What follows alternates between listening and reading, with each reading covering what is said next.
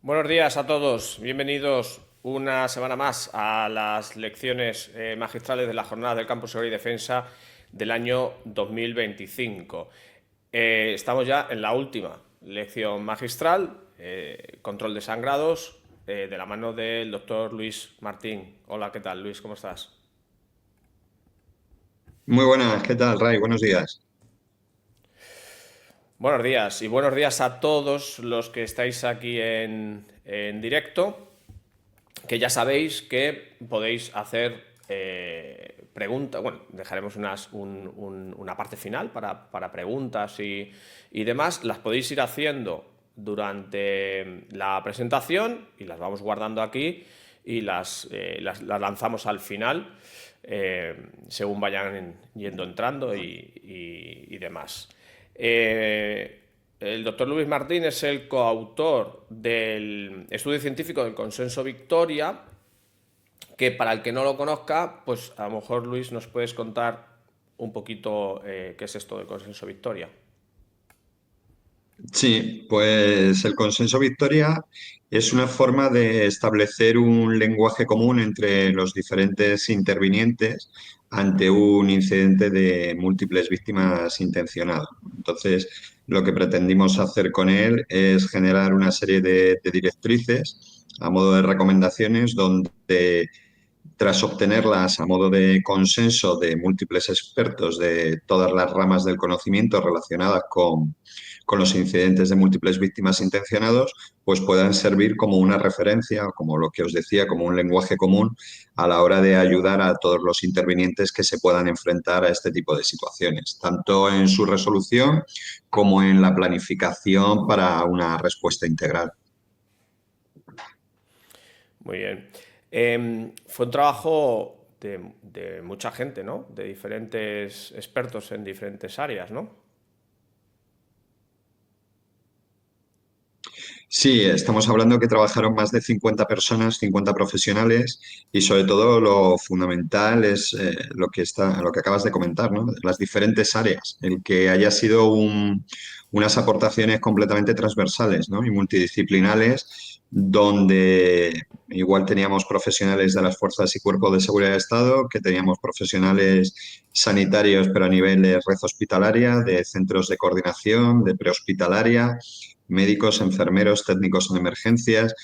Quiero decir, lo más enriquecedor probablemente del documento es que dentro de ser un consenso de expertos es la multidisciplinaridad de esos expertos que hacen sus aportaciones, ¿no? Todas las ramas, como os comentaba, del conocimiento que se puedan ver relacionadas con la resolución de este tipo de incidentes están representadas. Muy bien.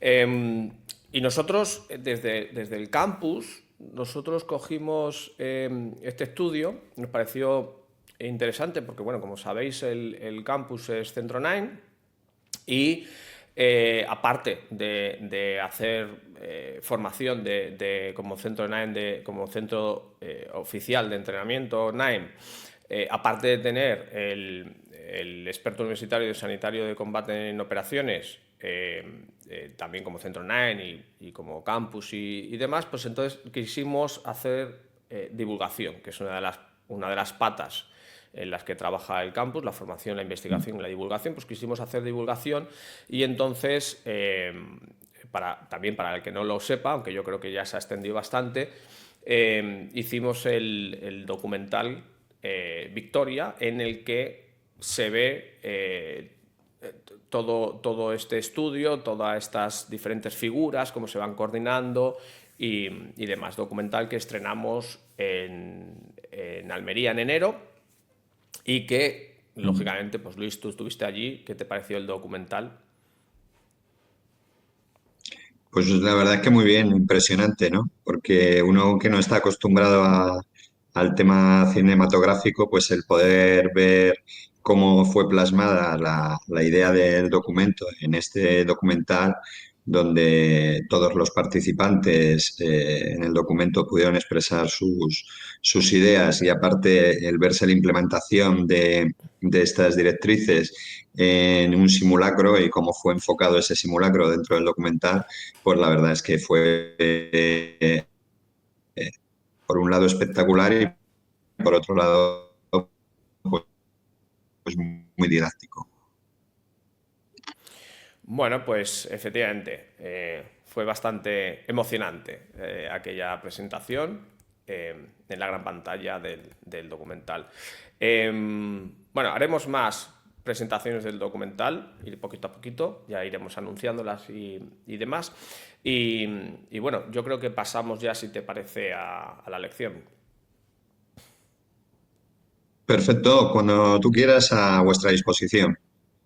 Bueno, pues nada, os dejo a todos los compañeros que estáis ahí. Ya sabéis, dejar vuestras preguntas, las iremos luego poniendo al final. Y nada, Luis, te dejo con tu presentación, te la pongo por aquí y cuando quieras. Estupendo, Ray, muchísimas gracias. Bueno, pues buenos días a todos. Vamos a comenzar con, aunque se denomina clases magistrales, pues bueno, yo prefiero denominarlo como la charla que un compañero con una especialidad diferente a la de probablemente muchos de los que estáis aquí, pues intenta aportar una serie de ideas que al resto de compañeros les pueda venir bien. Igual que mañana cualquiera de vosotros podréis ser los que estéis aportando estas ideas y yo estar al otro lado del chat, ¿eh? Entonces, bueno, cuando hablamos de control de hemorragias, ¿qué enfoque es el que le voy a intentar dar a esta charla? Bueno, el enfoque que le voy a dar va a ser una revisión del estado de conocimiento de cómo un primer respondiente fuera de lo que es la rama del conocimiento puramente sanitaria, es decir, que no sea personal facultativo, y dentro de un contexto prehospitalario puede aplicar unos conocimientos más o menos básicos para hacerse con el control de una hemorragia crítica traumática, ¿no? Una hemorragia exsanguinante o una hemorragia grave. Y sí me gustaría contextualizar más aún que esta charla no va a estar solamente enfocada al marco de una intervención ante una amenaza activa, ¿no? Va a ser todo lo contrario. En principio vamos a estar en entornos seguros donde no hay mediación de amenaza activa. Como sabéis, cuando hay mediación de amenaza activa aplicaríamos los procedimientos bien sea del TC3 o el TEC, con los diferentes niveles según la capacitación de cada uno.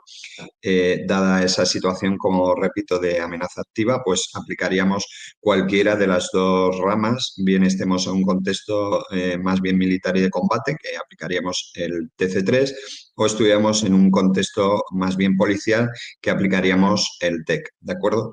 Yo aquí lo que he hecho es una revisión completa, no solamente de esas dos guías, sino del resto de guías que son las bases de la asistencia al trauma prehospitalario, pues bueno, para que pongamos un poco en común las ideas y, como os digo, la actualización del conocimiento de cuáles son las recomendaciones técnicas dentro del control del sangrado. ¿Bien? Bueno, una vez que hemos visto cuál es el enfoque que quiero dar, también me gustaría resaltar una serie de puntos, ¿no? El primer punto, cuando hablamos de la medicina basada en la evidencia. Toda la charla va a estar, valga la reiteración, en medicina basada en la evidencia. ¿Qué es esto de la medicina basada en la evidencia? Bueno, pues la medicina basada en la evidencia no es otra cosa que hay que contextualizar y tener en cuenta tres puntos fundamentales, ¿no? Esto de la medicina basada en la evidencia no es solamente buscar artículos científicos y plasmarlos como tal, ¿no? Tenemos que tener, por un lado, el sostén científico, el sostén de esas publicaciones y de las búsquedas de publicaciones que sean con una valía importante, que sean publicaciones de alto impacto y que nos aseguren cuando las leemos que aquello que nos está aportando es merecedor de nuestra atención. Pero por otro lado hay dos puntos muy importantes cuando contextualizamos el aprendizaje, ¿no? Por un lado es nuestra propia experiencia clínica o nuestra propia experiencia en el contexto en el cual estamos ejecutando nuestro aprendizaje, pero también tenemos otro punto que para mí es fundamental, que es el propio punto de vista del paciente, es decir, el propio contexto que nos genera el paciente y los propios condicionantes que nos genera el paciente. Entonces, lo que quiero insistir es que aquí no aplicamos solamente técnicas por el mero hecho de aplicar técnicas o aprendemos técnicas de memoria, sino que por un lado tenemos que ver de dónde nos viene el estudio en sí, del cual pretendemos aprender esa técnica. Por otro lado, qué experiencia tenemos nosotros en la ejecución de esas técnicas. Y por otro lado, qué paciente tenemos que enfrentarnos o al cual nos tenemos que enfrentar y qué experiencia a su vez tenemos nosotros en el manejo de este tipo de pacientes. Todo eso genera como una amalgama en la cual, pues bueno, cada uno, como es de definición, cada uno tenemos un contexto diferente y aplicaremos estos conocimientos, ¿de acuerdo? Y por otro lado, otra parte muy importante, ¿no? La actualización. Las verdades de hoy pues pueden ser las grandes mentiras del mañana, como pongo en la transparencia.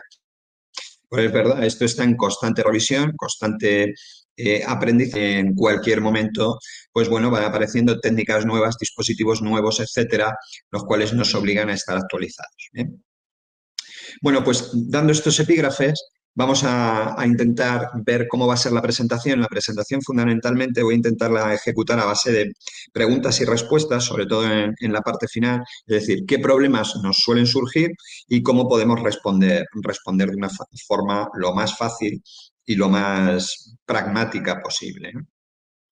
Bueno, cuando hablamos del control de hemorragias, primero tenemos que hablar que nuestra preocupación son aquellas hemorragias críticas traumáticas, hemorragias graves, hemorragias, se puede leer también hemorragias excitantes, es decir, todos lo que vamos es a focalizarnos comprometen la vida del paciente. ¿De acuerdo? ¿Qué comprometen la vida del paciente? Pues veremos que inicialmente la manera fundamental y estándar de atacar cualquier hemorragia será mediante la presión directa y luego nos plantearemos las otras posibilidades o otros condicionantes que podemos tener, que serán el aplicar un packing o tener que aplicar un torniquete. Esa será nuestra línea de aprendizaje durante la charla de hoy. ¿Bien? Como siempre, reiterar, pese a que he insistido al inicio de la charla, que el contexto en el cual nos vamos a mover son contextos de no amenaza activa, pero bueno, sí es importante reiterar que en cualquier momento la seguridad es lo que prima y que tenemos que tener siempre cualquier interviniente, una inteligencia situacional que nos permita estar en cualquier momento de la intervención interrelacionados con el entorno y que esa interrelación lo que nos tiene que permitir es que cualquier variación de seguridad en el entorno pues nos permita ejecutar una respuesta lo más temprana posible, ¿no? Entonces, ante todo, siempre aplicar la seguridad. Aparte, no nos olvidemos que cuando intervenimos sobre pacientes, pues estamos interviniendo en entornos biológicos de riesgo. El enfrentarnos a sangre y fluidos es enfrentarnos a riesgos biológicos y, por lo tanto, es importante, siempre y cuando podamos y dispongamos de guantes para poder protegernos de estos riesgos biológicos, que usemos los guantes y que si durante la intervención nos hemos visto en contacto con la sangre o fluidos, pues cuando lleguen a la escena los profesionales sanitarios que vayan a atender al paciente, pues nos pongamos también en contacto con ellos y sigamos sus directrices, dado que sabemos que en diferentes servicios de emergencia, diferentes servicios de fuerza y cuerpo de seguridad, hay procedimientos ante accidentes biológicos que se tienen que aplicar. Por lo tanto, cualquier persona que haya estado en contacto con sangre o fluidos durante la intervención, que lo ponga en conocimiento para aplicar las medidas oportunas de contacto con sustancias biológicas. El procedimiento, ya cuando nos vamos focalizando hacia el control de la hemorragia, por supuesto, la alerta al 112 para alertar a escalones superiores que permitan la continuidad asistencial del paciente al cual nos estamos enfrentando.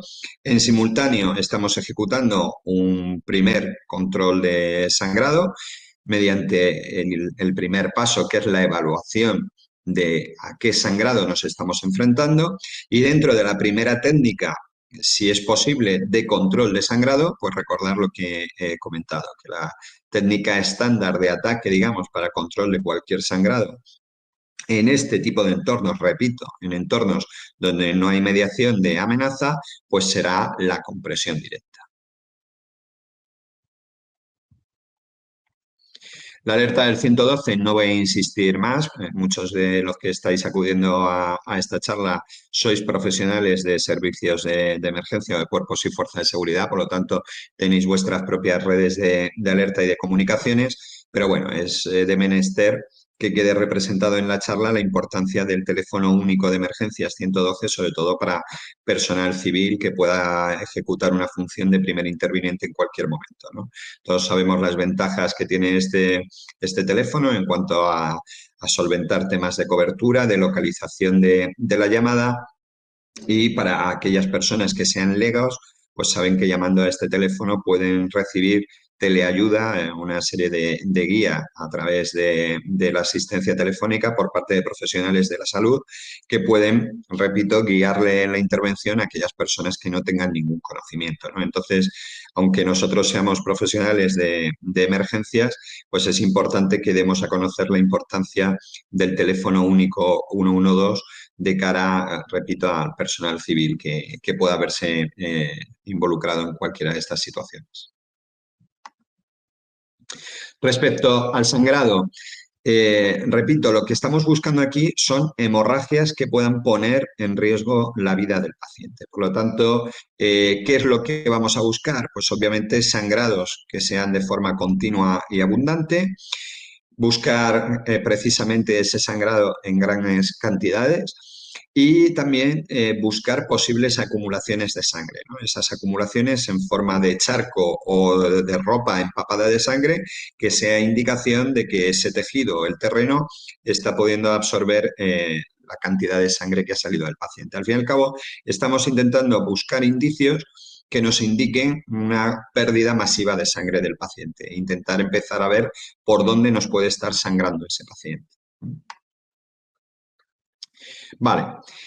Reiterar que podemos enfrentarnos a múltiples puntos de sangrado, por lo tanto tendremos que localizar todos estos puntos de sangrado abundante e intentar empezar a priorizarlos. Y por otro lado, repetiros el problema de la ropa, ¿no? Sobre todo en invierno, donde las personas pues, pueden llevar varias capas de ropa. Esta ropa puede estar empapando sangre y nos puede dificultar mucho una medición inicial de la cuantía y por lo tanto de la gravedad del sangrado al que nos enfrentamos, ¿no? Entonces, mucho cuidado con la ropa que pueda estar empapada, que pueda tener varias capas y capas inferiores pueden estar más empapadas que las más externas. Por lo tanto, observar muy bien la ropa que lleva el paciente que nos pueda estar ocultando gravedad del sangrado.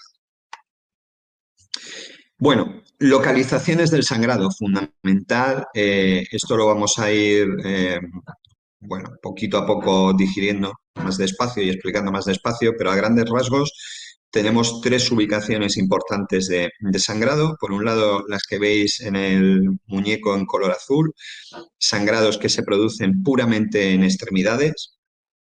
Por otro lado, con el muñeco que veis intermedio marcado en ese amarillo verdoso, tendríamos localizaciones de sangrado relacionadas con ubicación denominadas de unión de miembro. Llamaríamos zonas de unión de miembro el cuello, axila, ingle, glúteos, periné. Son zonas proximales al tronco, dificultosas en controlar la hemorragia, sobre todo si hay, están muy desestructuradas anatómicamente, pero bueno, veremos la forma más idónea para poderlo hacer. Y luego lo que veis marcado en rojo en el último muñeco serían aquellas que se producen hemorragias a nivel torácico o abdominal, ¿no? El problema de las hemorragias que se producen a nivel torácico abdominal son hemorragias generadas en vasos profundos o en órganos, estructuras orgánicas, cuyo control pasa por una cirugía de control de daños temprana, ¿no? Entonces, quiero decir que a nivel prehospitalario, un primer interviniente no puede ejecutar ninguna técnica para el control de esas hemorragias que se producen en tórax o en abdomen, ¿no? Lo único que puede hacer es una presunción de las mismas, una alerta temprana y que ya los profesionales de la salud que respondan al incidente tomen las medidas oportunas de sostén a nivel de soporte vital avanzado y un traslado dirigido, prioritario, a un centro con capacidad de cirugía de control de daños. Realmente es la única opción. En cambio, en los dos primeros casos, las hemorragias en extremidades y hemorragias en zonas de unión de miembros, pues es vital la intervención del primer interveniente, ¿no? Con técnicas, como veremos, relativamente sencillas, pues se puede lograr cohibir la hemorragia y, por lo tanto, salvar la vida del herido. Bueno, vamos a empezar por la primera de las técnicas y la que os decía que fuera de la mediación de la amenaza, de un entorno donde no haya una amenaza, pues es la que usaríamos de entrada, ¿no? Es la presión directa o la compresión, ¿no? Es lanzar, al fin y al cabo, nuestras manos sobre la zona donde estamos focalizando que se está produciendo el sangrado. Esta técnica de presión directa es una técnica que es plenamente aplicable tanto en extremidades como en zonas de unión de miembro. Y es, por lo tanto, la primera técnica de respuesta para control de hemorragias. Es una técnica altamente funcional. Es funcional, por supuesto, tanto en pacientes adultos como aún más en pacientes pediátricos, que con poca presión podemos lograr optimizar mucho el control de la hemorragia, y está demostrado que es la técnica, repito, de ataque más eficaz para el control de una hemorragia en un entorno seguro.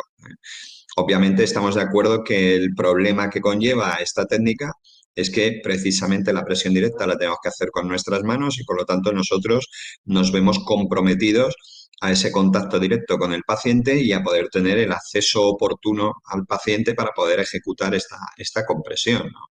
Y precisamente esto es lo que hace que en otras situaciones, en situaciones de difícil acceso a la víctima, en situaciones de múltiples víctimas o en situaciones como las que contemplan, que comentaba antes, el TC3 o el TEC, donde no podemos vernos comprometidas nuestras manos a tenerlas sobre el paciente porque tenemos que controlar otra serie de riesgos, pues bueno, en esos casos toman ya más premura el uso de otros elementos como es el torniquete, ¿no? ¿Vale? Pero, como veis, es un tema de contextualización de la intervención, no un tema de eficacia de la técnica. El control de hemorragia mediante presión directa es una técnica eficaz. Bien, lo que pasa es que, como os decía antes, tenemos que analizar muchas más cosas que propiamente la técnica. Tenemos que ver tipo de paciente, contexto al que nos enfrentamos, etcétera, ¿no? Y eso es lo que hace que variemos de la presión directa al uso del torniquete de una forma tan drástica, pero simplemente porque el contexto es diferente, ¿eh? Vale. La compresión con empaquetamiento. Bueno, el empaquetamiento es una forma de mejorar la técnica de compresión. Como veremos en posteriores imágenes, el empaquetamiento no es otra cosa que introducir en la cavidad permanente que genera la herida, pues gasas, tela o sustancias que hablaremos a posteriori, que nos ayudan a controlar de una forma más rápida la hemorragia, ¿no? Entonces, el empaquetamiento no es otra cosa que una optimización, el sumar una técnica más a la propia presión directa. Esta técnica de compresión más empaquetamiento es una técnica que podemos también realizar tanto en extremidades como, sobre todo, en zonas de unión de miembros. Y aquí es donde podéis ver la imagen, ¿no? A qué se refiere empaquetamiento. Como podéis ver en el lado derecho, que vemos ahí la imagen de lo que serían dos heridas cavitadas, con esas cavidades permanentes. Vemos en una forma cómo se hace errónea y otra forma que se hace de forma correcta, ¿no? La forma errónea a lo que se refiere es que no sirve simplemente con poner gasas o poner sustancias sobre la herida. No, la forma correcta del empaquetamiento es que tenemos que rellenar, como vemos en la parte superior, tenemos que rellenar con nuestras manos toda lo que es la zona de cavidad permanente de la lesión y las rellenamos con lo que dispongamos. ¿Qué podemos disponer? Pues mira, si no tenemos nada a mano, siempre un trozo de tela lo más limpio, podemos romper una camiseta e introducirlo y rellenar y hacemos presión directa. ¿Que tenemos unas gasas? Pues lo haremos introduciendo unas gasas. ¿Que tenemos sustancias procoagulantes como puedan ser pues el Celos Gauss, el Combat Gauss, etcétera, etcétera, que eso ya se ven en formaciones más avanzadas, pues sería el momento de usar esas sustancias procoagulantes, ¿no? Esos hemostáticos. Bien, pero al fin y al cabo, la técnica es la misma. Lo que va a cambiar es qué producto, al fin y al cabo, eso, qué elemento es el que estamos metiendo en esa cavidad permanente. Luego ejecutaremos la presión directa y, bueno, los tiempos que podemos esperar de control de hemorragia. Es cierto que si usamos tela, gasas, sin ningún tipo de sustancia procoagulante, pues, bueno, los tiempos mínimos de presión directa tendrán que ser alrededor de unos 10 minutos. Y si usamos ya elementos con sustancias procoagulantes, pues tendremos que usar los tiempos de presión directa que indica el propio fabricante de esa sustancia que estamos usando, ¿no? Sabemos que hay fabricantes que nos hablan de entre 3 y 5 minutos de presión directa, pero están sacando ya las versiones Rapid, diferentes fabricantes, que nos indican que con 1 minuto de presión directa en principio es suficiente para resolver la incidencia, ¿de acuerdo? Entonces, repito, la técnica de empaquetamiento no es otra cosa que un sumatorio a la presión directa.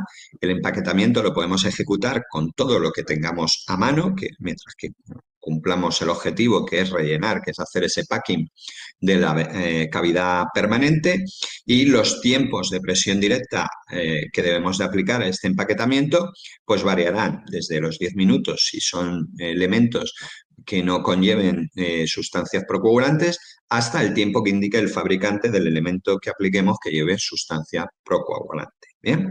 Y es una técnica, repito también, que puede ser aplicada tanto en extremidades como en zona de unión de miembros. ¿Bien? Va. El torniquete. Bueno, luego vamos a profundizar más en el tema del torniquete. El torniquete, en principio, lo que nos dice es que lo debemos de aplicar de 5 a 7 centímetros por encima de la herida una vez que tengamos localizado el punto sangrante. ¿De acuerdo? Una vez que tenemos localizado el punto sangrante, pues en ese momento sí que podemos medir esos 5 o 7 centímetros por encima del punto sangrante, es donde tendríamos que colocar el torniquete. Siempre y cuando estos 5 o 7 centímetros que hemos medido no converjan con una zona de articulación, ¿no? Entonces, en caso de que converjan con zona de articulación, imaginaros pues que queremos colocarlo en un miembro inferior, tenemos la lesión a la altura del gemelo alto, sumamos esos 5 o 7 centímetros y justamente nos cae a la altura de la rodilla. Pues bueno, tendríamos que colocar entonces el torniquete inmediatamente por encima de la rodilla para que no coincida con la zona articular, porque ahí sí que tenemos comprobado que sería ineficaz la colocación del torniquete. Bien, tendríamos que apretar ese torniquete tanto como sea necesario para que se detenga el sangrado y sabemos que el primer interviniente pues nunca debe de retirar o aflojar un torniquete que haya colocado, ¿no? Tendrá que ser ya un profesional de la salud o alguien con mayor cualificación el que se plantee qué hacer con ese torniquete, hacer otras técnicas de optimización del control del sangrado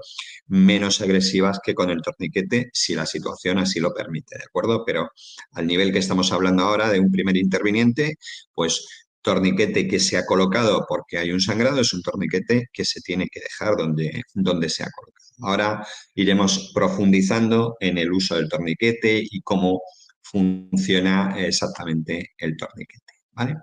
Bueno, la ventaja del torniquete es que cuando entrenamos para colocarlo, tenemos que ser capaces tanto de usarlo sobre otros individuos como tenerlo que usar sobre nosotros mismos. Está claro que el torniquete, si la situación lo requiere, repito, si la situación lo requiere, puede ser colocado sobre la ropa y de una forma más proximal al tronco, lo típico que decimos de alto y apretado, en determinadas circunstancias por premura, por dificultad de acceso a la víctima, por entornos de múltiples víctimas o por entornos de seguridad restringida, nos podemos ver abocados a colocar un torniquete de una forma temprana, alto y apretado, es decir, muy proximal al tronco dentro de la extremidad afectada y sobre la ropa. Eso está reconocido y siempre y cuando lo coloquemos bien y apretemos lo suficiente para que controle la hemorragia, estaría bien efectuada la técnica. Y tenemos que tener en cuenta también que no es raro, es más bien común, que cuando nos enfrentamos a hemorragias graves, muy desestructurativas de miembros inferiores, pues sea necesario tener que colocar 2 torniquetes en la extremidad inferior, ¿no? Luego lo veremos también, las presiones que hay que alcanzar con el torniquete, etcétera. Y bueno, en miembros inferiores, si el paciente tiene mucho desarrollo a nivel muscular de las extremidades inferiores, pues con un solo torniquete, la presión que ejecuta un solo torniquete y sobre todo también la superficie que requiere, pues con uno solo no lo logramos y requerimos de la colocación de 2 torniquetes. Ya os digo, no es nada raro tener que colocar 2 torniquetes en extremidad inferior. Bueno, pues vamos a ahondar en los torniquetes porque es una de las preguntas que más suelen surgir y vamos a ahondar un poquito en ellos, ¿vale? Por las dudas y controversias que a veces se plantean. Bueno, recordaros que el torniquete, aunque sea algo que ahora mismo está muy en auge, pues tenemos reminiscencias arqueológicas, fijaros, hasta de la época romana. Y bueno, aunque se puede decir que la invención como tal la tenemos ahí alrededor de 1718, pero bueno, el concepto de torniquete como tal es algo mucho más antiguo. ¿Eh? Sabemos que el objetivo del torniquete no es otro que generar una presión circunferencial que al aumentar esa presión, por lo tanto, sobre las estructuras musculoesqueléticas, pues generan una presión de compresión en el vaso que pasa a través de esas estructuras musculoesqueléticas, ¿no? Entonces, al generar esa presión sobre el vaso, generamos un cierre de flujo y por lo tanto un cierre de perfusión y al cortar la perfusión, pues nos estamos asegurando que cualquier hemorragia que esté localizada el foco sangrante por debajo, es decir, distal a la ubicación del torniquete, pues será abolida, ¿no? Esto, al fin y al cabo, ya sabéis, es como un sistema de cañerías, donde si yo cierro el grifo, pues por muy roto que esté la cañería, se acabó y la hemorragia está controlada, ¿no? Todo esto tiene sus pros y sus contras, como sabemos, y ahora analizaremos un poquito, pero a nivel de fisiología, podríamos decir, pues, y de mecánica más bien del torniquete, pues no es otra que esta que acabamos de decir. ¿Bien? Bueno, eficacia de la colocación del torniquete.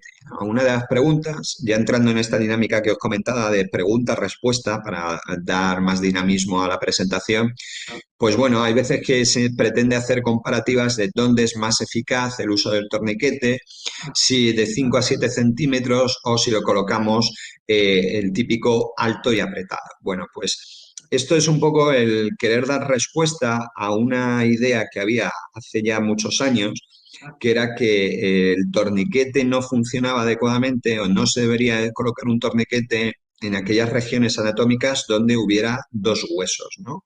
Es decir, pues por ejemplo, a nivel de regiones donde pasa cúbito radio o donde pasa tibia y peroné, ¿no? ¿Por qué? Porque existía la falsa creencia que, bueno, pues que el vaso al pasar entre las 2 estructuras óseas, cuando generábamos presión circunferencial, pues esa presión circunferencial no iba a hacer su función de oclusión del vaso, ¿no? Entonces eso se ha demostrado a lo largo de los años y ya hay bibliografía más que de sobra. Se ha demostrado que no es cierto, y que los torniquetes son eficaces, plenamente eficaces, lo coloquemos en región anatómica donde haya un solo hueso o en regiones anatómicas donde haya 2 huesos, por lo que os decía, porque lo que genera es una presión circunferencial completa de todos los tejidos y esos tejidos blandos que se ven presionados generan suficiente presión a su vez como para un cierre de flujo del vaso, ¿eh? Entonces, por muy profundo que esté el vaso o creamos que está oculto detrás de las estructuras óseas.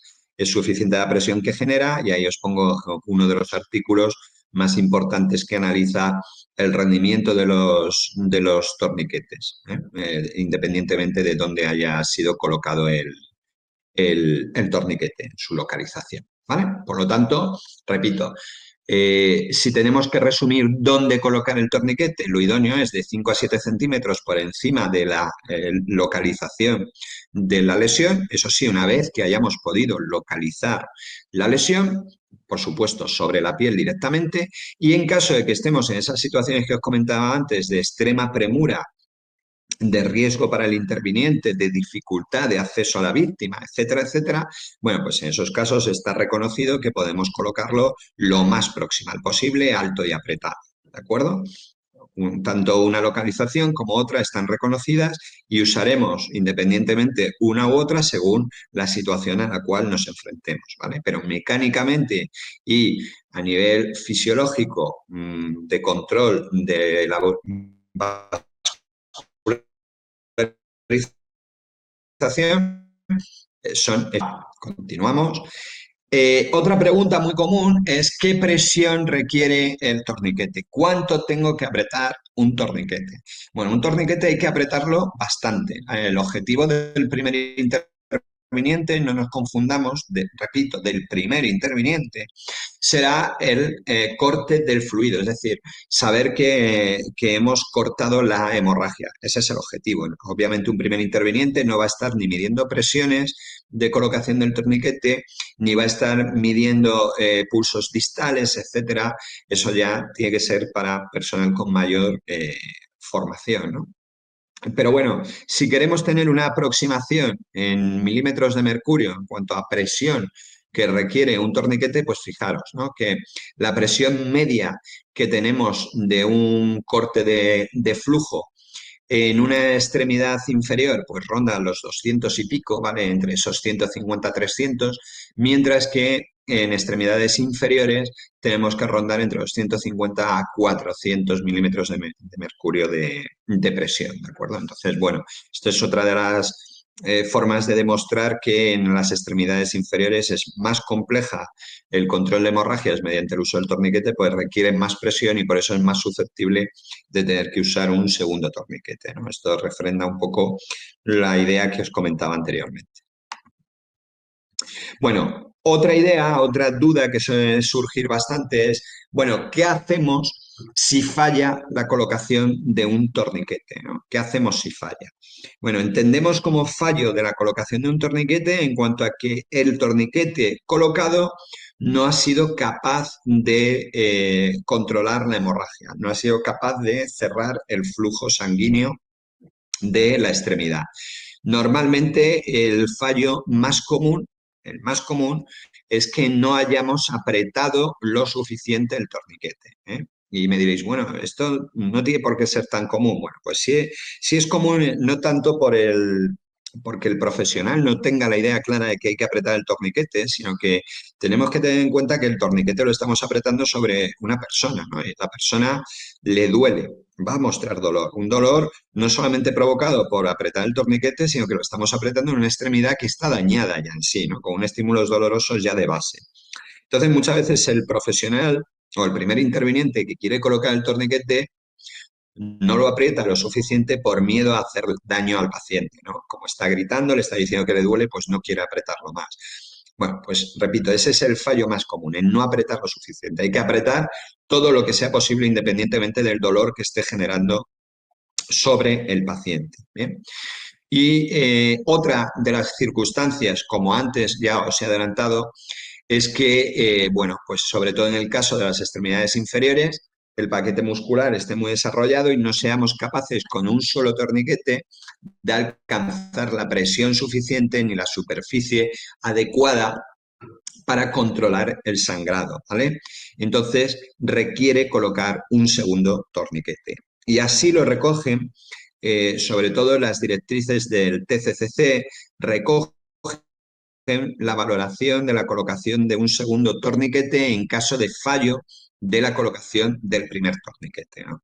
Y textualmente, por eso lo he querido poner en inglés, lo que dice es que tanto en la letra M, es decir, en el control inicial de la hemorragia, como cuando llegamos a la C en la revalorización o revaluación del estado hemodinámico del paciente, donde tiene un apartado donde específicamente se revalúan medidas de control de hemorragia previas que hayamos ejecutado, lo que nos dice es que si decidimos colocar un segundo torniquete, ese torniquete lo coloquemos, y podéis ver la textualidad, side by side, es decir, lado con lado respecto al primer torniquete que esté colocado.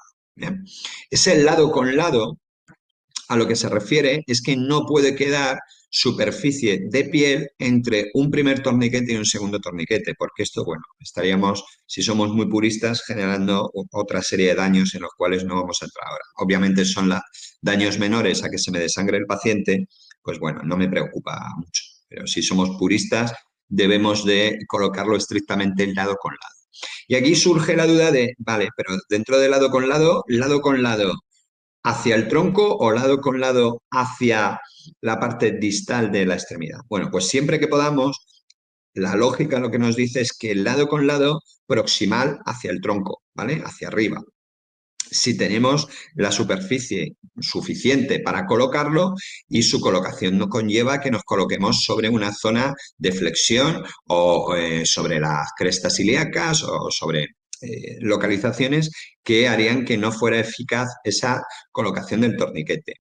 Si no tuviera espacio suficiente en hacerlo lado por lado en la región proximal, pues bueno, tendría que intentarlo en con lado por la región distal al primer torniquete colocado, ¿vale? Pero mucho cuidado con esto de colocarlo por región distal, porque nos podemos ir a ese margen de seguridad de 5 o 7 centímetros que siempre tenemos que guardar y que por lo tanto ahí no podríamos colocarnos el segundo torniquete o podríamos irnos a regiones de flexión, etcétera, ¿no? Entonces, bueno, ahí es la pericia del operador que vaya a colocar el dispositivo, el saber que tiene que colocar un segundo dispositivo lado con lado y colocarlo donde realmente pueda colocarlo, ¿vale? Muy bien. Más, dentro del contexto del control de hemorragias y para optimizar aún más la colocación del torniquete, pues bueno, sí me gustaría dejar una idea fuerza, que es que aunque vosotros hayáis colocado muy bien el torniquete y estemos cortando el flujo principal de la extremidad afectada, hay una serie de vasos que se llaman los vasos corticales, que esos vasos corticales no terminamos de cortar el flujo a través de la colocación del torniquete, ¿vale? Son estos vasos transcorticales, van muy profundos, van incluso a nivel de sangrado de la propia médula del hueso que está fracturado, etcétera, ¿no? No voy a entrar en grandes tecnicismos anatómicos, pero bueno, son unos vasos que si bien el flujo que representan es un flujo muy pequeño y que nosotros va a ser prácticamente imperceptible cuando coloquemos el torniquete, sí es verdad que en pacientes que se vayan a hacer traslados prolongados o haya demoras hasta la llegada al hospital, pues bueno, va a haber lo que nosotros denominamos como un babeo constante de esa extremidad que está amputada o que está lesionada gravemente, como podéis ver en las imágenes, ¿no? Que va asociadas a desestructuraciones muy grandes de la anatomía y huesos fracturados, etcétera. Y entonces va a haber ese babeo y ese sangrado ahí constante, ¿no? Prácticamente imperceptible si habéis colocado bien el torniquete, pero que sí que va a estar ahí, que en sangrados, perdón, que en traslados prolongados o demoras asistenciales, pues bueno, sí va a ir siendo un sumatorio sangrante ahí significativo. Entonces, bueno, si queremos dar un plus de calidad al concepto del control de la hemorragia, pues nos tenemos que ir a las propias guías del TC3, ¿no? Donde en la fase ya, digamos, secundaria, que nos habla del PAUSB, ese control de dolor, antibióticos, y tenemos esa W de heridas, bueno, pues dentro del concepto de vendaje de heridas estaría el concepto del vendaje de los muñones de las amputaciones, ¿de acuerdo? Entonces, ¿qué quiero decir con esto? Que una amputación que hemos hecho un control de la hemorragia crítica en las primeras fases asistenciales, pues bueno, aunque hayamos logrado el control de la hemorragia, no debemos de olvidarnos que cuando lleguemos a esa W, después de haber hecho, por supuesto, todas aquellas cosas más importantes, pero cuando lleguemos a esta W, pues recordemos que hacer un vendaje del muñón de la extremidad amputada nos va a ayudar a controlar esos sangrados secundarios, esos sangrados fundamentalmente de los que provienen por la vascularización transcortical, que nos va a mejorar el control global de la hemorragia y por lo tanto de la pérdida hemática ya casi imperceptible, pero que, repito, es un sumatorio de nuestro paciente. ¿Bien? Va. Continuamos Respecto a efectividad del torniquete, pues bueno, aquí os pongo uno de los estudios más potentes, ¿no? Con una N mayor, con un número de pacientes más elevado, con los números de torniquetes que se colocaron, la supervivencia global, pero sobre todo me gustaría insistiros por no saturaros en estadísticas, e irnos a supervivencia asociada, que os fijéis ahí en la supervivencia asociada, ¿no? Fijaros cómo la diferencia entre la aplicación prehospitalaria a la aplicación del torniquete hospitalario no hay tanta diferencia en puntos, pero donde es brutal, si vais un puntito más abajo donde pone aplicación previa a shock, pasa de un 96% a un 4% cuando hay shock. ¿Qué quiere decir esto? Bueno, pues que lo que realmente salva la vida al paciente no es solamente el concepto de colocar el torniquete, sino colocarlo lo más temprano posible. Si tardamos mucho en colocar el torniquete, si dudamos en colocar el torniquete, si lo colocamos mal, lo quitamos, lo volvemos a poner, si hacemos barrabasadas de ese tipo y al final nuestro paciente entra en una descompensación, en una situación de déficit de perfusión, en un shock, por no entrar en mayores tecnicismos, pues bueno, la eficacia global de ese torniquete sobre un paciente que ya está en shock a nivel de su supervivencia es mínima. ¿Vale? Es decir, ese paciente, pues al final nos ha perdido un volumen de sangre crítico que una vez que le hemos colocado el torniquete, pues no va a ser recuperable fácilmente y el paciente probablemente fallecerá, ¿no? Entonces, si queremos colocar bien un torniquete, no solamente es técnicamente colocarlo bien, sino colocarlo de una manera temprana y lo antes posible.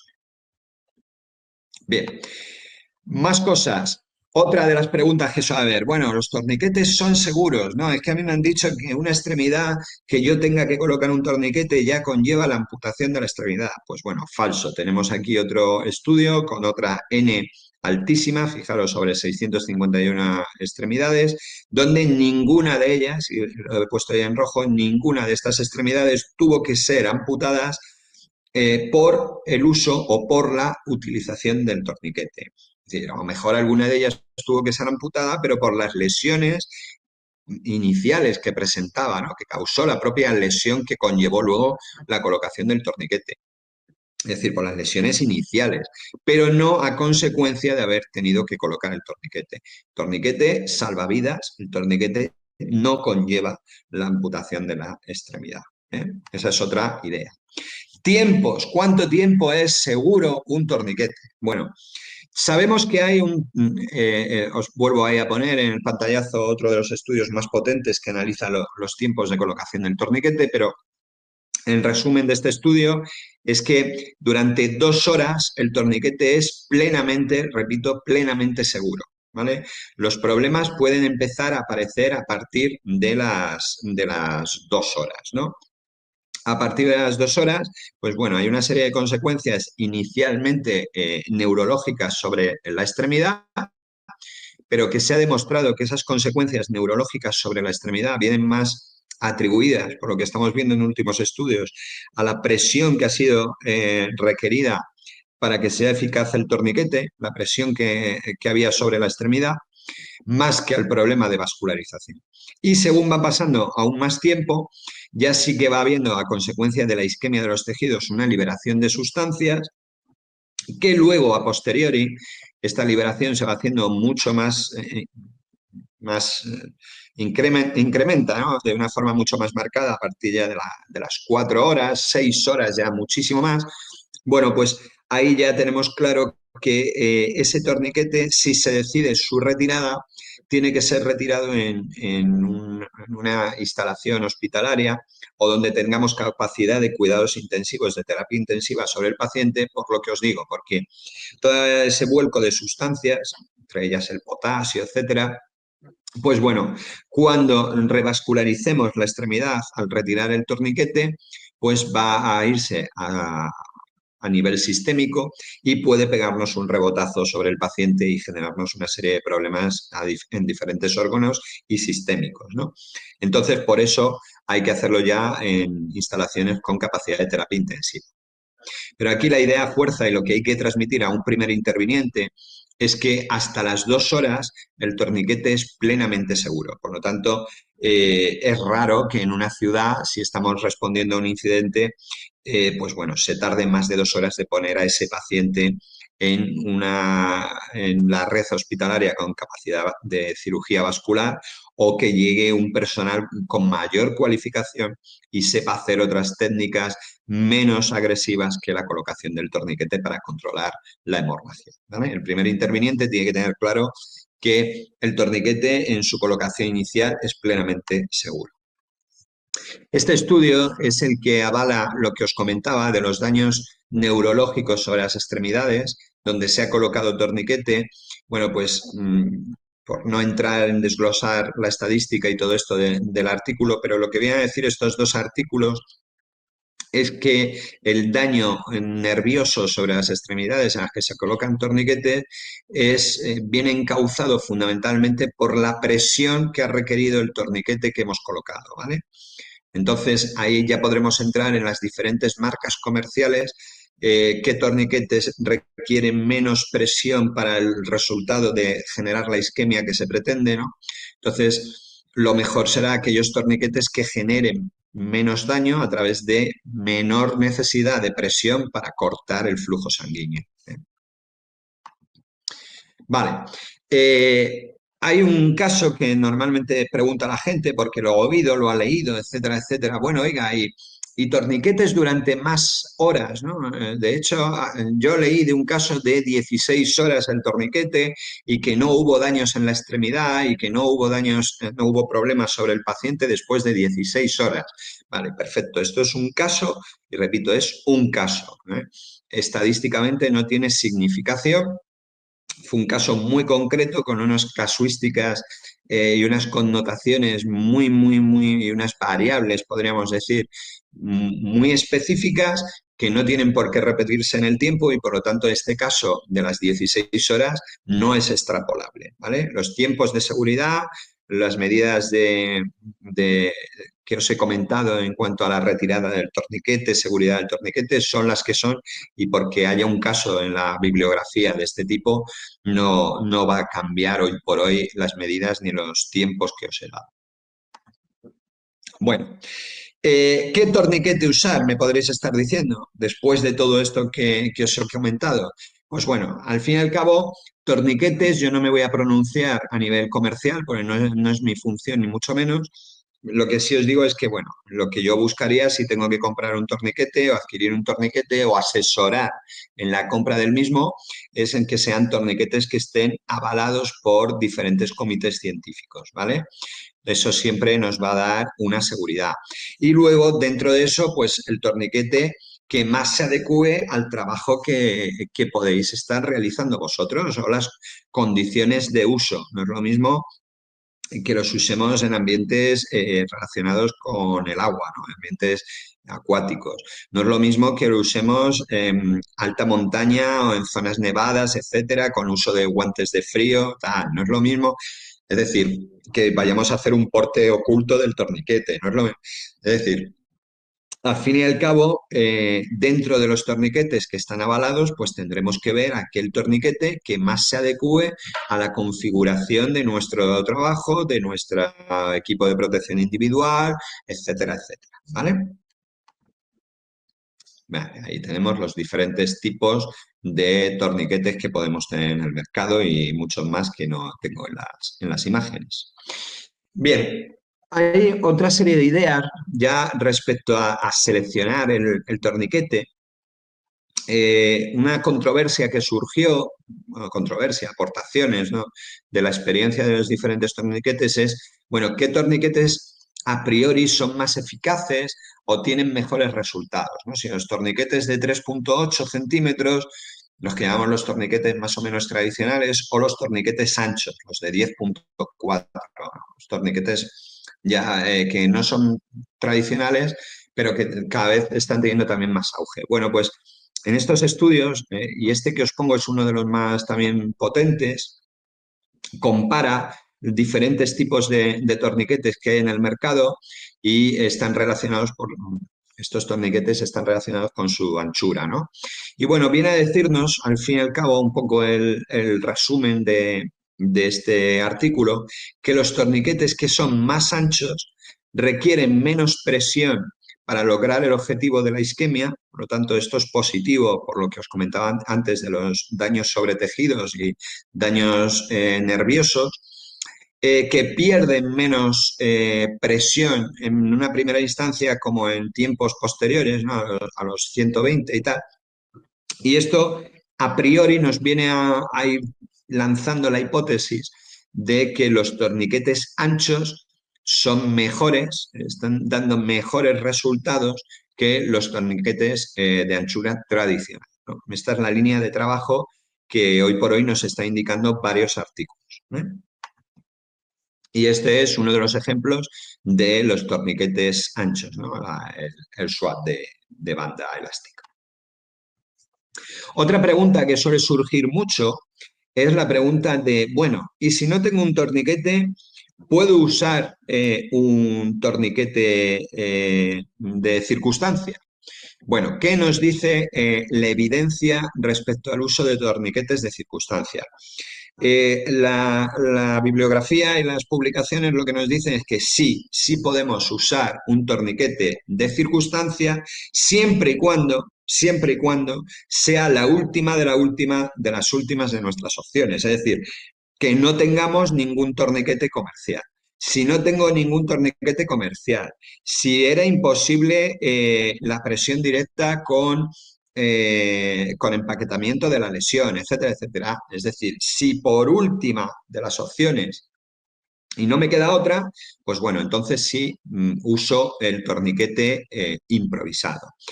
¿Y qué tipo de torniquete improvisado debo de usar? Pues el otro artículo que os pongo ahí, el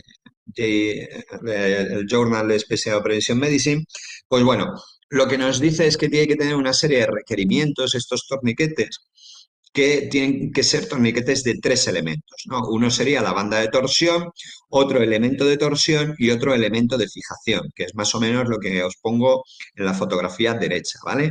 Una banda que es la que hace la presión circunferencial, un elemento de torsión, que ahí podéis ver que son las tijeras, y un elemento de fijación, que es otra banda, para evitar que desenrosque y pierda torsión el tornillo, ¿no? El elemento de torsión, ¿vale? Entonces, resumen de torniquetes improvisados, última de las últimas opciones. Si lo tengo que hacer, lo tendré que hacer porque no me queda otra. Y en caso de que lo tenga que hacer, que sean torniquetes improvisados de 3 elementos. Elemento de banda de isquemia, digamos, elemento de torsión y elemento de fijación. Vale.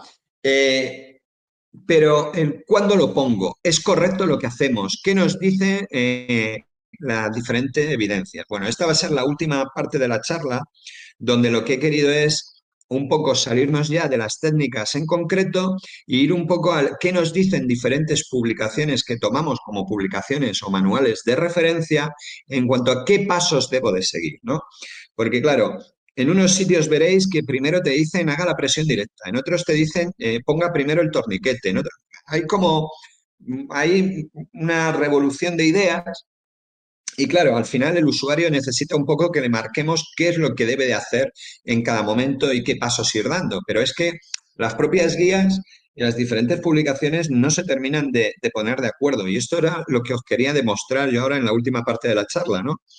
Donde al final, lo que os decía al principio de la medicina basada en la evidencia, no es solamente que nos quedemos con la técnica, sino la técnica, nuestra experiencia y el entorno que nos genera el paciente.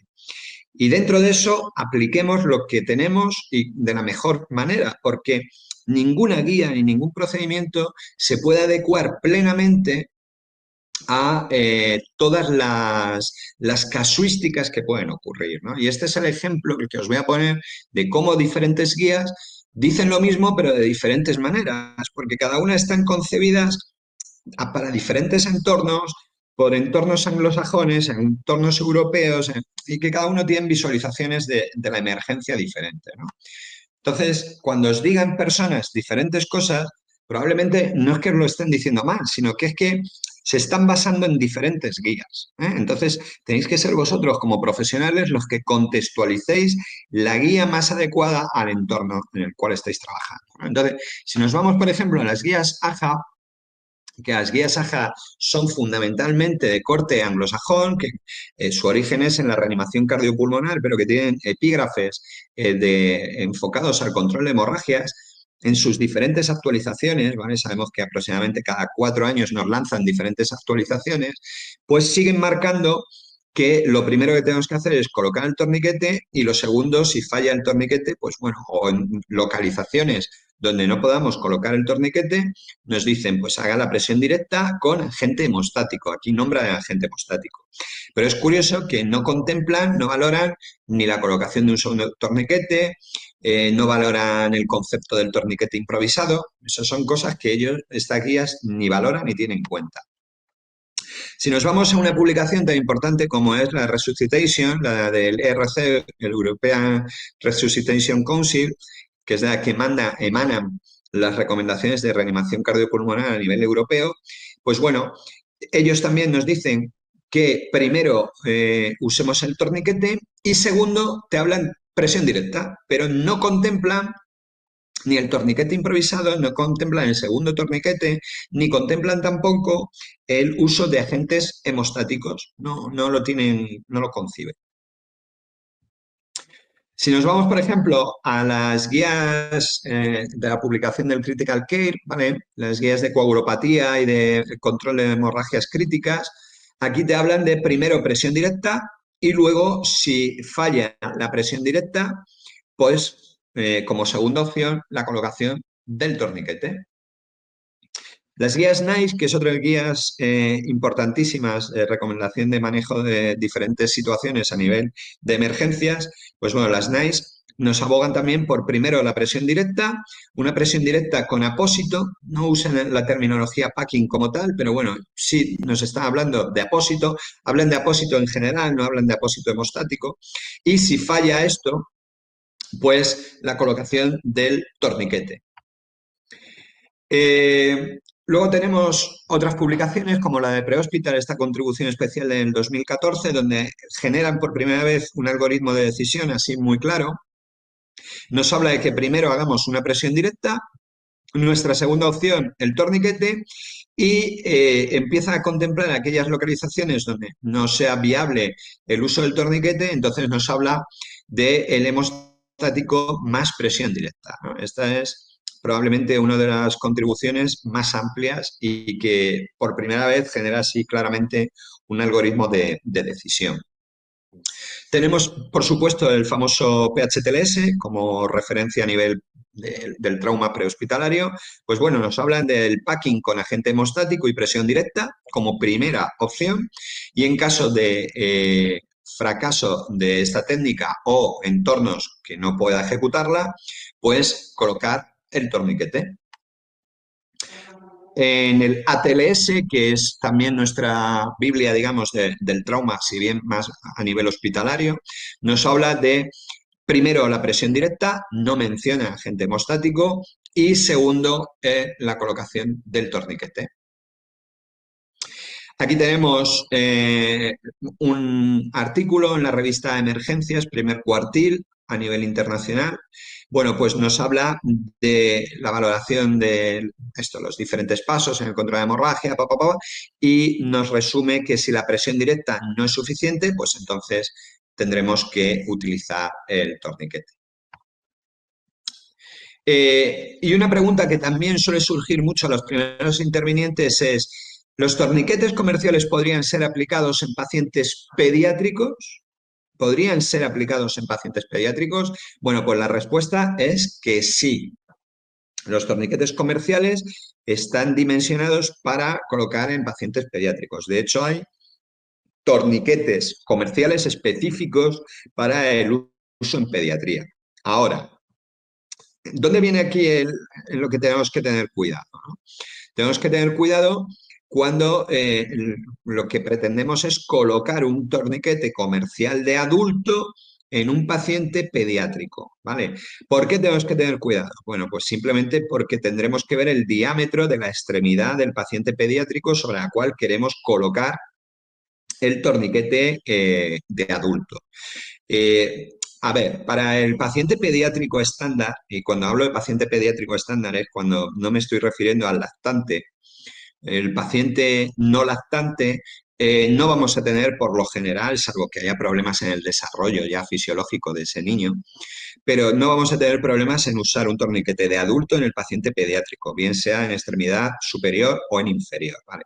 El problema lo tendríamos ya con los lactantes. Con los lactantes, la mayoría de los torniquetes de adulto en extremidad superior vamos a tener problemas, ¿eh? Y probablemente en algunos peques también en la extremidad inferior, ¿eh? ¿Qué torniquetes son los que nos pueden generar más problemas de adecuación del paciente adulto al lactante? Pues, por ejemplo, el CAT. El CAT es uno de los que más problemas por la parte rígida que tiene en la banda de presión circunferencial, ¿vale? Mientras que el soft TW, el SWAT, etcétera, que son torniquetes, el SWAT por ser banda elástica y los otros, los soft, porque no tienen una parte rígida como tal dentro de la estructura de presión circunferencial, pues bueno, se adecúan mejor a diámetros inferiores, ¿vale? Entonces, para un paciente lactante tendrían más posibilidades de adecuación en extremidad superior, que ya os digo, es la más complicada porque es la que tiene menor diámetro, que los torniquetes CAT, que esos nos podrían dar más problemillas. Bien, bueno, pues ya cerrando y quedando pendiente de las preguntas que queráis transmitir vosotros, si tuviéramos que hacer resumen de ideas fuerzas, el torniquete son eficaces siempre y cuando los coloquemos antes de que el paciente esté chocado, ¿eh? El torniquete es seguro por debajo de las 2 horas, plenamente seguro. Múltiples modelos en el mercado, pues cada uno tiene sus pros, sus contras y tenemos que revisar la literatura según las necesidades, como os he comentado, que vayamos a tener cada uno de los profesionales que lo llevemos en nuestro equipo. Los torniquetes improvisados tenemos que asumir que tienen menor eficacia, que es nuestra última opción, pero que si los tenemos que usar, los tendremos que usar. Recordar que tengan los 3 elementos de seguridad. Y por último, pues bueno, en la idea de presión directa versus uso de torniquete como primera opción en la mayoría de las publicaciones, pero con tendencia a modificarse, valorar casos y entorno, ¿no? ¿Qué quiero decir con esto? Si habéis visto la globalidad de las publicaciones importantes que os he dicho, pues reiteran la presión directa como primera opción, ¿no? Y si es con agente hemostático, mejor, antes que atacar solamente con el torniquete. Pero, repito, tenemos que valorar cada uno de los entornos y situación en la cual estemos trabajando, ¿no?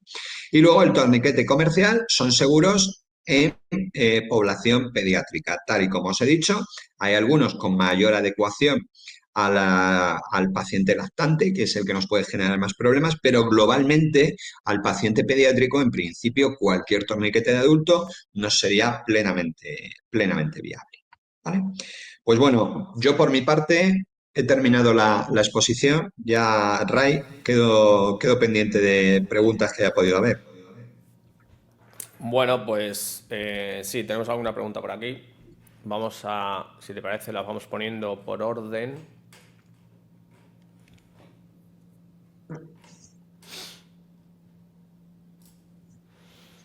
La primera pregunta, que esto venía al hilo de lo cuando estábamos hablando del consenso Victoria, dice, supongo que lo preguntarán siempre, pero ¿por qué no se aplica el consenso Victoria de manera más oficial o de manera oficial en las instituciones? Y habla de fuerza y cuerpo de seguridad, aunque yo creo que podemos ampliarlo a todos los intervinientes en el consenso, todos los eslabones del consenso. Sí, sí, bueno, yo creo, estoy completamente de acuerdo aquí con la exposición de la pregunta, ¿no? El tema es la concienciación a nivel de mando, podríamos decir, y a su vez, y por ende, a nivel de político, de asumir determinados procedimientos. Yo creo que ahí es una labor que debemos de realizar de abajo hacia arriba, ¿no? Ir transmitiendo nuevos procedimientos que son aplicables, nuevas ideas, nuevas apuestas por desarrollar líneas y ser lo más proactivos posibles hacia nuestra estructura de mando, ¿no? Y a su vez los mandos, pues ir transmitiendo, tenemos que ir transmitiendo también de forma ascendente hasta aquellos elementos de decisión. Yo, realmente los que estamos a nivel intermedio o el que está a nivel operativo, pues es muy difícil que pueda hacer un cambio directo, pero lo que sí puede hacer es asesorar adecuadamente a los mandos, a su cadena de mando, de qué es lo que se debería hacer. Y a base de un asesoramiento adecuado y continuo, pues bueno, intentemos mover determinadas piedras que son difíciles de mover. Sabéis que lo peor que hay es el así se ha hecho siempre, la costumbre, el miedo muchas veces a tocar determinados temas que, bueno, que no es popular tocar, asumir que nos enfrentamos a determinados riesgos que son existentes y que por hacer el avestruz y esconder la cabeza y no tratar los temas no nos blindan de esos problemas y de esas amenazas, pero es nuestra labor como profesionales presionar hacia arriba. Sí, efectivamente, cada uno a su nivel, pues tendrá que hacer la parte que le toca. Em, Más preguntas. Un empaquetamiento en cuello con posterior compresión directa podría interrumpir el aporte de oxígeno al cerebro. ¿Se prevé introducir el dispositivo IT-Clamp en Vale. España para abordar este tipo de heridas? Vale, perfecto.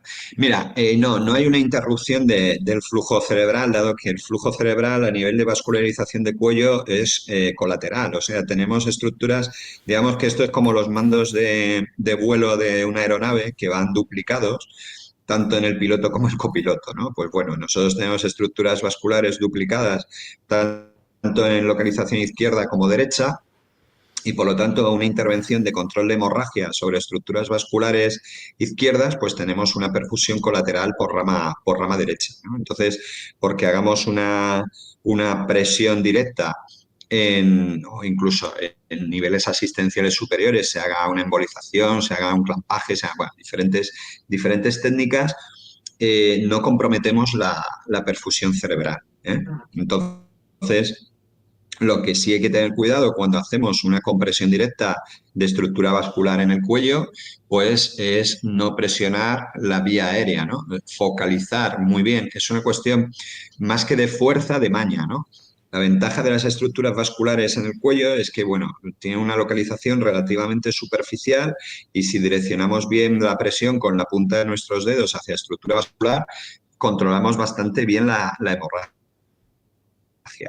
Mientras que si descontrolamos lo que hacemos, pues bueno, el mayor riesgo es la presión en la vía, ¿vale? Eso por un lado. Y luego, respecto a la segunda parte de la pregunta del ITCLAM, muy bien. A ver, el ITCLAM existe, está y se puede usar. La cuestión es replantearnos cómo funciona el ITCLAM.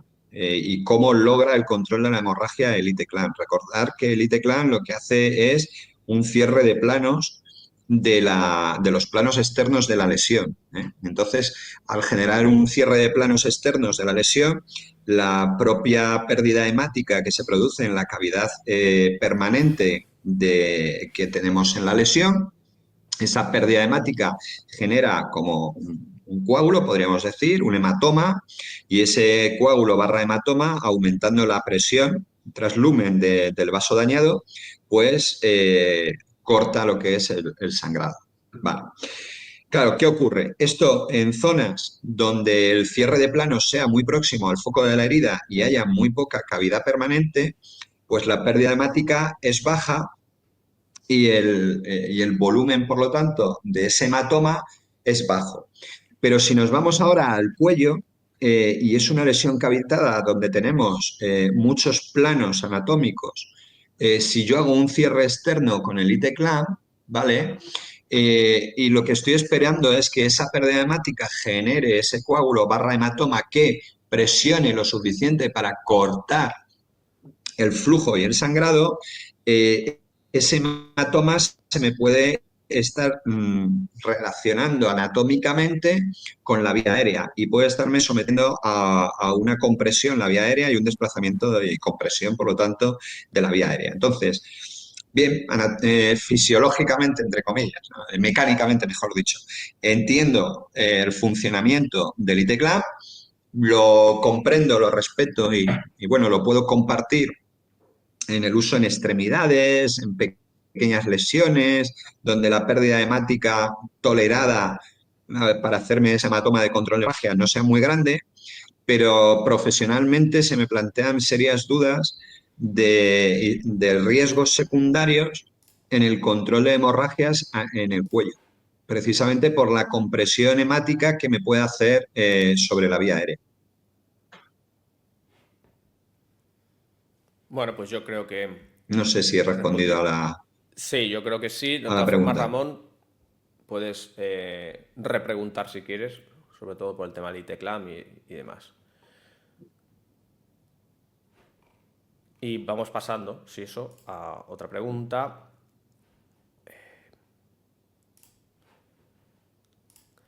Aquí tenemos una casuística. Víctima con objeto punzante clavado en extremidad inferior, sin sangrado visible, más signos de shock.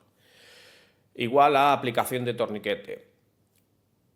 ¿Es correcto? ¿Cómo valoráis este procedimiento? Vamos a ver. Vuelvo a leer la pregunta, ¿vale? Para intentar hacerme una composición del caso clínico. Entiendo que es una víctima con un objeto punzante enclavado, que lo tiene en este momento enclavado en la extremidad inferior, pero no se está apreciando ningún sangrado evidente a través de ese objeto. Eh, pero el paciente tiene signos de shock. Entiendo que está planteando que tiene signos de shock, palidez, Sí. alteración de la consciencia y taquicardia débil. Aplicación de torniquete, igual aplicación de torniquete. Vamos a ver. Punto primero, si yo tengo un objeto enclavado en la extremidad, lo que tengo muy claro es que ese objeto que está enclavado no se debe de retirar ni se debe mover. Vale, perfecto. Punto primero, claro. Punto segundo, tengo que valorar si tengo que colocar un torniquete o no tengo que colocar un torniquete. Lo que me indica si tengo que colocar un torniquete o no es que este propio objeto que está enclavado a través de la propia inserción o de herida de salida o de otras heridas que haya podido generar, yo esté viendo una hemorragia que esté saliendo por algún punto. Si no veo sangre salir, no tengo por qué colocar un torniquete, ¿entendéis? El torniquete cierra la llave. Si no veo flujo de salida, ni veo sangre salir por los orificios que han hecho con el arma blanca, en principio no tendría sentido colocar un torniquete, ¿vale? Lo único que aquí me genera duda es que me estén diciendo que hay un objeto enclavado, que no hay un sangrado, pero que hay criterios de shock, esa palidez, alteración de conciencia y taquicardia débil. Yo buscaría si realmente puede tener algún otro foco sangrante que nos estemos comiendo con patatas, estemos focalizándonos hacia la lesión más aparente y a lo mejor tengamos alguna lesión penetrante en abdomen o en tórax que nos hayamos comido, hay algún foco de sangrado por ahí diferente, o que esta palidez, alteración de conciencia, taquicardia, no sea en sí que el paciente esté en shock, sino que a lo mejor esté teniendo una reacción vagal al propio dolor o una reacción vagal provocada por la impresión de ver la sangre, de la lesión que ha tenido, ¿entendéis? O sea, si hay shock, tengo que buscar, y realmente es un shock, tengo que buscar la pérdida hemática. Si la pérdida hemática es por la herida, estaría justificado el torniquete. Si no es pérdida hemática por la herida, no está justificado el torniquete, tengo que seguir buscando. Si sigo buscando y no hay nada, ni hay un mecanismo lesional contuso, no penetrante, al cual se haya podido enfrentar el paciente, empezaría a buscar que lo que tengo delante no es un paciente en shock, sino un paciente, pues bueno, pues eso, con una reacción vasovagal, con una ortostática, con cualquier cosa que le haya hecho lo que llamamos un presíncope. Responden aquí algunos compañeros que podría ser un principio de shock neurogénico. Sí, a ver, si entendemos neurogénico, lo entendemos como esa reacción vasovagal o una reacción vagal al propio dolor, sí, ¿vale? Tenemos que discriminar muy bien, y entiendo que el propio que me hace la pregunta lo está discriminando, el concepto neurogénesis del concepto medular, del shock medular y todo eso, que son conceptos diferentes, ¿vale? Si lo que me estás generando aquí es el concepto de shock neurogénesis en cuanto a una vasoplegia generada, a una caída de la perfusión, caída provocada, en este caso, por una reacción vagal, es decir, porque el paciente ha podido hacer una vasoplegia de tonicidad o ha hecho una bradicardia por estimulación de vagal pura, pues entonces sí lo podríamos contemplar dentro de ese concepto de neurogénesis. Es decir, un fallo de perfusión inducido por una alteración neurológica. Muy bien, pues pasamos a otra. Vamos a ver por aquí. Vale, esta también una buena pregunta, yo creo que se suele hacer siempre. ¿Hay suficiente evidencia científica para evitar el Sí, canal de Hunter en la colocación del torniquete? a ver, yo creo que sí que tenemos, más que evidencia científica, tenemos evidencia anatómica, ¿no? Entonces, yo creo en principio sí. Lo que pasa es, a ver, yo con todo esto, y permitirme un poco el concepto más operativo, ¿no? El tema de la anatomía, de la fisiología, de las guías, de los procedimientos, yo estoy completamente de acuerdo. Ahora, tenemos que vernos, como digo coloquialmente, en un fregado de verdad, con un paciente de verdad, con una lesión, bien sea de arma de fuego, arma blanca, una explosión que ha habido, un accidente de tráfico, tal. Un interviniente con mayor o menor experiencia, pero que creo que no está colocando torniquetes todos los días, ponernos a hablarle del canal de Hunter, la idoneidad o no idoneidad de colocación de torniquete en el canal de Hunter, probablemente yo le diría, intenta colocar el torniquete y controlar esa hemorragia como buenamente puedas, ¿vale? Intenta colocarlo en la zona más eficaz posible, pero también entiendo que muchas veces lo colocará donde buenamente pueda, donde buenamente pueda acceder a ese paciente que a lo mejor está atrapado dentro de un coche, etcétera, ¿no? Entonces, no es por no mojarme, que si te das cuenta me estoy mojando en el sentido en el que la fisiología y la anatomía están ahí y tenemos conocimiento del canal de Hunter y sabemos de las problemáticas que nos puede generar el canal de Hunter. Estoy completamente de acuerdo.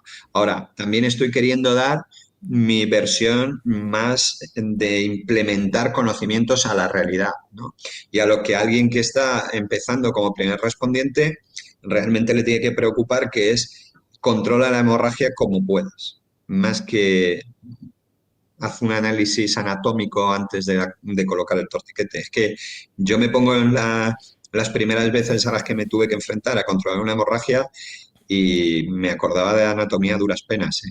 Porque en esos momentos de estrés tienes otras prioridades. Pues muy bien.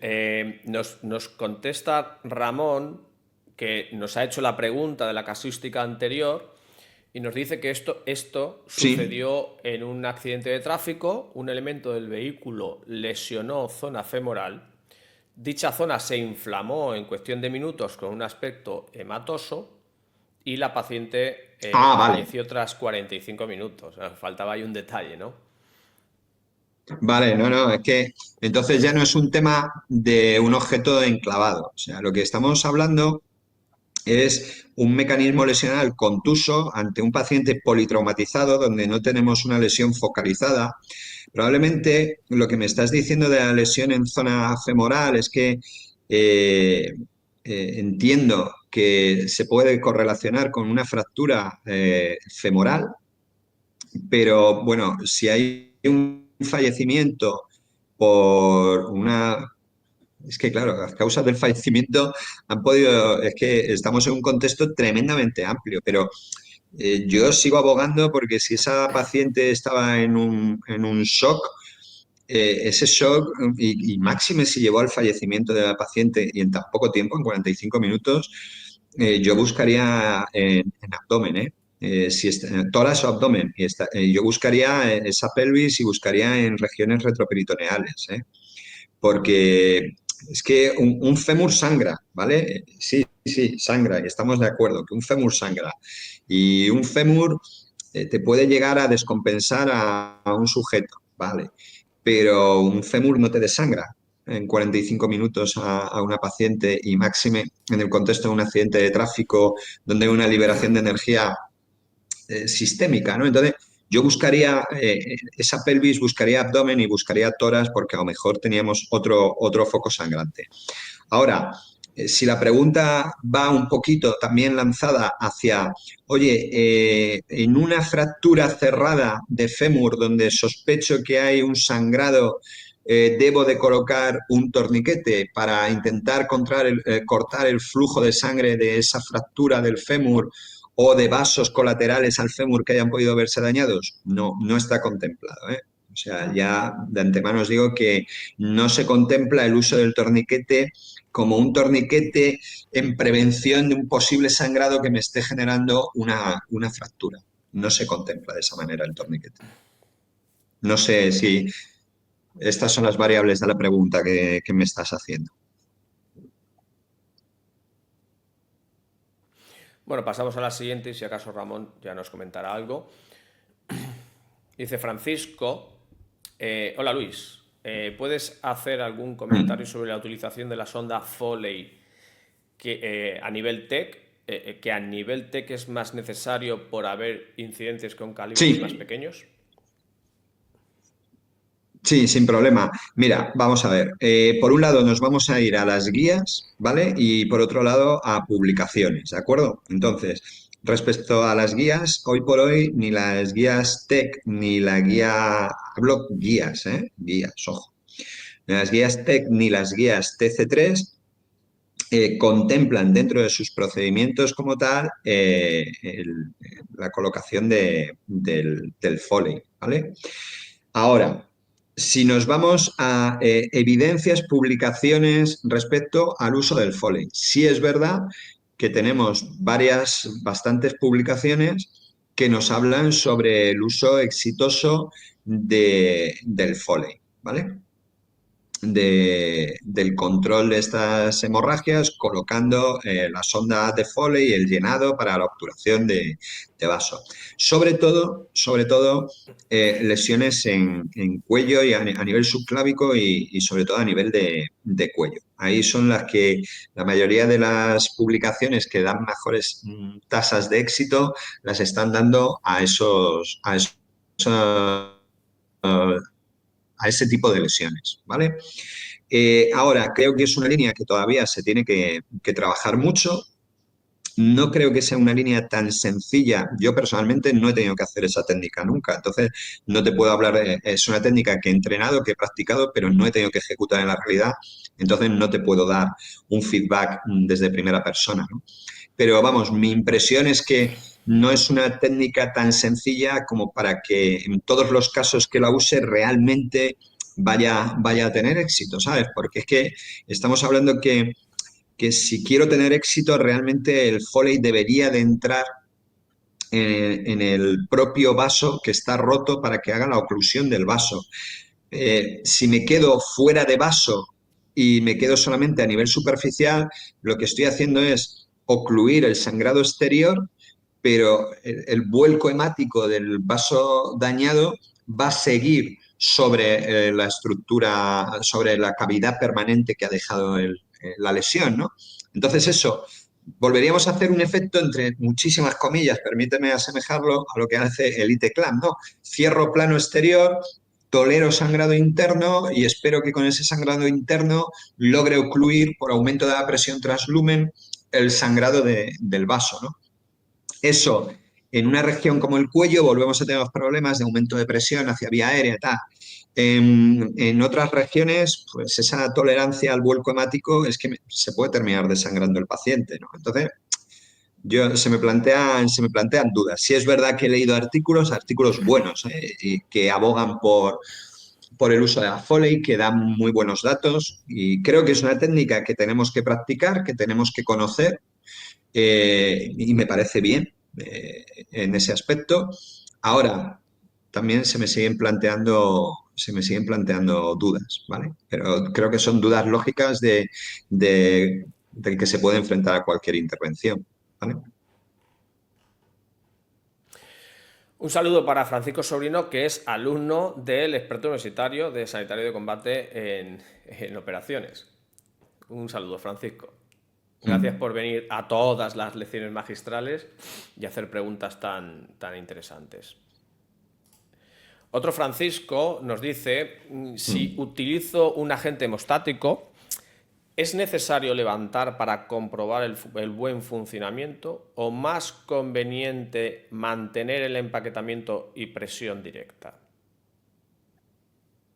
Sí, es que realmente hacemos las dos cosas.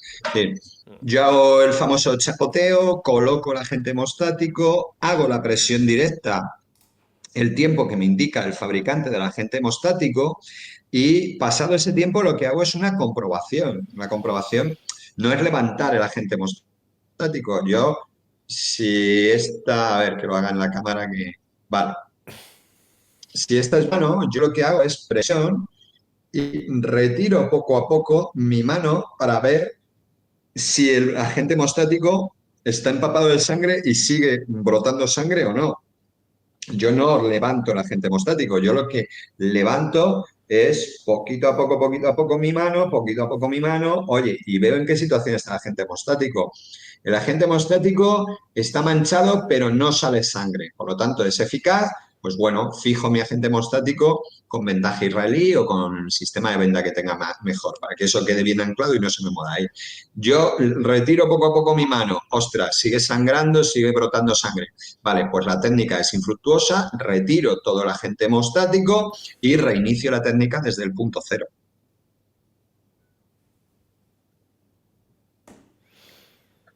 Bueno, pues creo que ha quedado claro, Francisco. Si no, pues aprovecha rápidamente y repregunta.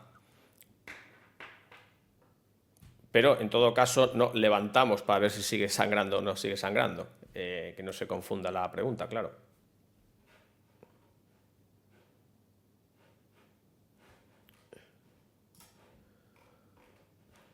Vale. Pues bueno, pues yo creo que más o menos ya por tiempo hemos sacado así las preguntas más potentes y por tiempo creo que vamos a ir cerrando. Ha estado bien. Vamos hora y media hablando de control de sangrados. Las preguntas que han salido creo que son bastante interesantes.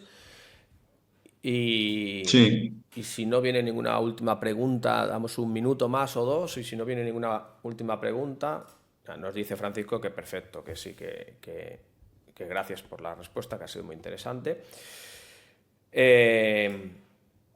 Vale, pues nosotros estas lecciones de las jornadas que finalizan hoy, pues las hacemos lógicamente es un evento de divulgación, ¿no? Y cuando hablamos de control de sangrados, pues bueno, podríamos hablar de torniquete, packing y a correr. Pero ¿para qué vamos a hablar de eso?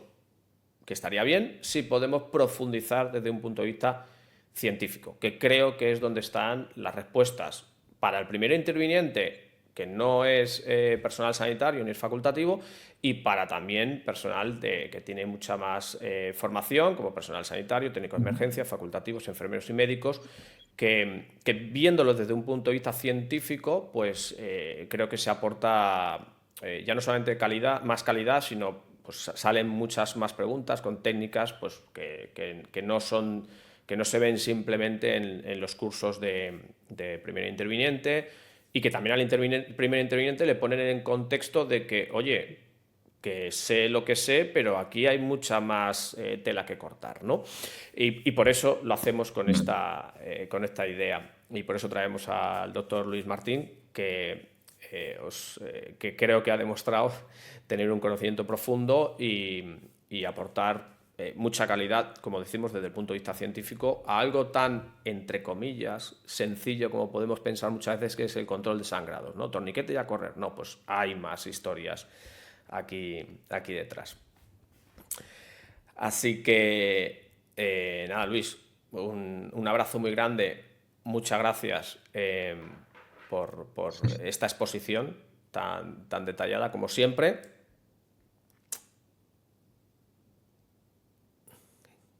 Y Nada, muchas gracias a pues todos. nada, muchísimas gracias, Ray, por la invitación. Y Nada, lo que os muchísimas decía, gracias. que muchísimas gracias, Ray, por la invitación. Sí, nos estamos Que eso, pisando. que Bueno, estoy a vuestra en el disposición y directo. muchas gracias a todo el personal. Sí, tenemos ahí muchas gracias a todo aquel que ha estado a estas horas de un domingo, pues escuchando la charla. Un saludo muy grande. Pues lo dicho, muchas gracias a todos los que habéis estado aquí en directo. Los que vengáis en diferido, porque lo podéis ver en diferido, pues bueno, nos hubiera gustado que hubierais estado aquí preguntando, pero también os agradecemos que estéis ahí. Y ya nos vemos la semana que viene en las jornadas en Almería, presenciales, en las que pues tendremos varios eventos formativos y divulgativos.